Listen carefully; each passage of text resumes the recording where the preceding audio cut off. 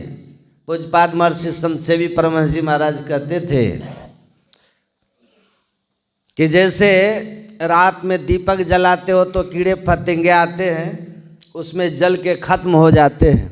उसी तरह जब अपने अंदर में प्रकाश का दिया जलता है तो काम क्रोधादिक विकार जो हैं ये कीड़े फतिंगे उसमें आके जल जाते हैं और हमारा हृदय पवित्र हो जाता है।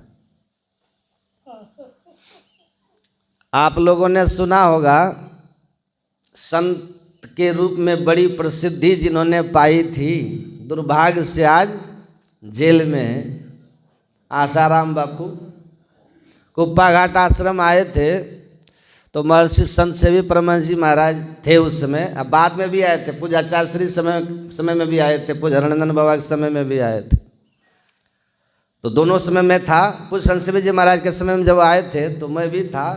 तो उन्होंने पूज्यपाद के कमरे में जाके कहा, आपके कमरे का वातावरण तो बड़ा शांत है, अगर आप देसी गाय का घी, देसी गाय के दूध का जो घी होता है उसके दिया जलाएं तो ये कमरे का वातावरण और पवित्र होगा।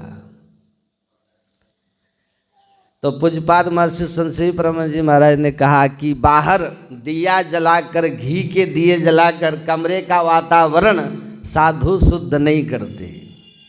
साधु के हृदय में दिया जलना चाहिए, हृदय में दिया जलना चाहिए तो भीतर का वातावरण शुद्ध हो जाएगा।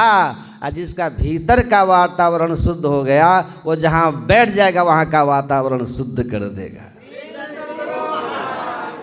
इसलिए संत महापुरुष के लिए कहा कि वो जहाँ बैठते हैं जो कुछ गंधी दे नहीं तो विवास सुबास, क्योंकि अंदर में कोई विकार ही नहीं है।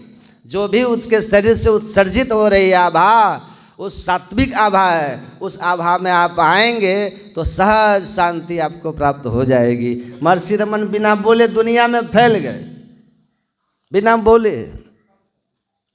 तो उन्होंने कहा कि कबीर साहब ने कहा, अपने घट दिया ना बारू रे, नाम का तेल सूरत के बाती ब्रह्म अगिन उदगारू रे।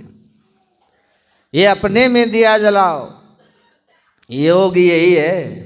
एक दृष्टि करी समसरी जाने, योगी का ये सोए।